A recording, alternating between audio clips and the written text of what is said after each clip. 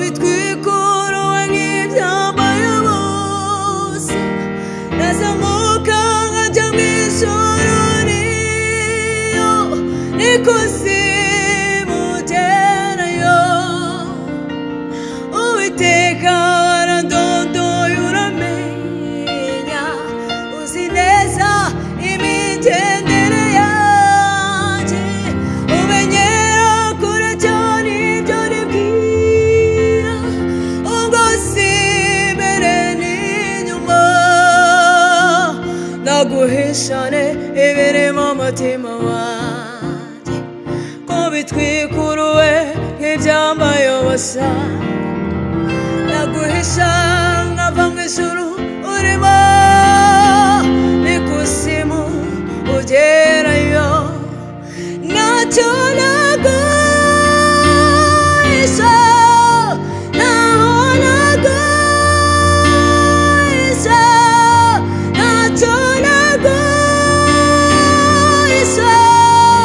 ntaho naguhisha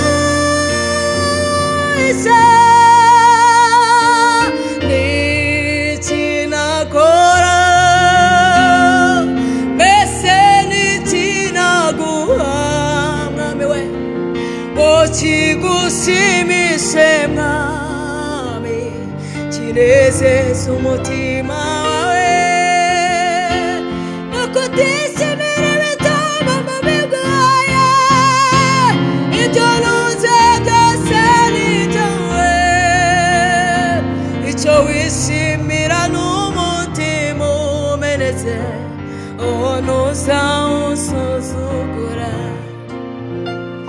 icyo wishimira n'umutima umenetse uwo ntuzawusuzugura icyo wishimira n'umutima umenetse uwo ntuzawusuzugura icyo wishimira abana n'umutima umenetse uwo ntuzawusuzugura icyo wishimira n'umutima umenetse uwo ntuzawusuzugura icyo wishimira n'umutima ugutakambira uwo ntabwo wawirengagiza haleluya icyo wishimira n'umutima umenetse uwo ntabwo uzawirengagiza haleluya icyo wishimira n'umutima umenetse uwo ntuzawusuzugura haleluya haleluya haleluya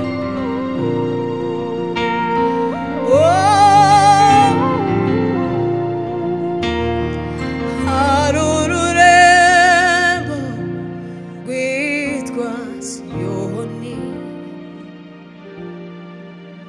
urwo rurembo ruba amabera niho hari Imana Data hari amahoro gusa ndarwifuza kuzarutamo narabimenye yuko hariho hari amahoro narabimenye yuko hariho tuzarukira narabimenye yuko hariho tuzakirira intimba yewe Siyoni umurwa w'amahoro narabimenye yuko hariho hari amahoro narabimenye yuko hariho tuzarukira narabimenye yuko hariho tuzakirira intimba ni yewe Siyoni umurwa w'amahoro yewe Siyoni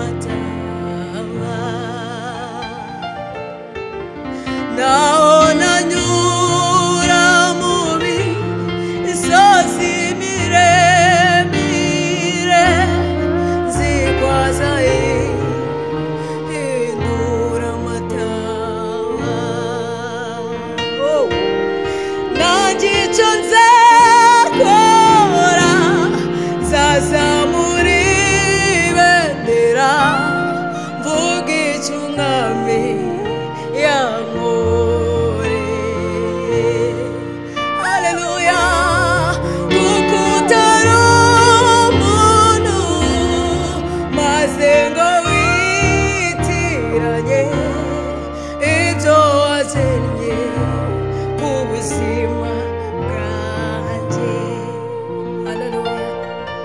Nanjye icyo nzakora nzazamura ibendera mvuga icyo umwami yankoreye. Haleluya. Kuko utari umuntu maze ngo witiranye ibyo wakeneye ubuzima bwanjye. Kuko utari umuntu maze ngo witiranye ibyo wakeneye abagusenga bose. Kuko utari umuntu kandi ngo witiranye ibyo wakeneye ubuzima bwanjye. Ibyo wakeneye ku buzima bw'abagutakira, ibyo wakeneye ku buzima bw'abagusenga bose, ibyo wakeneye ku buzima bw'abakwamamaza, ibyo wakeneye ku buzima bw'abagutakambira. Niyo mpamvu ibyo tuza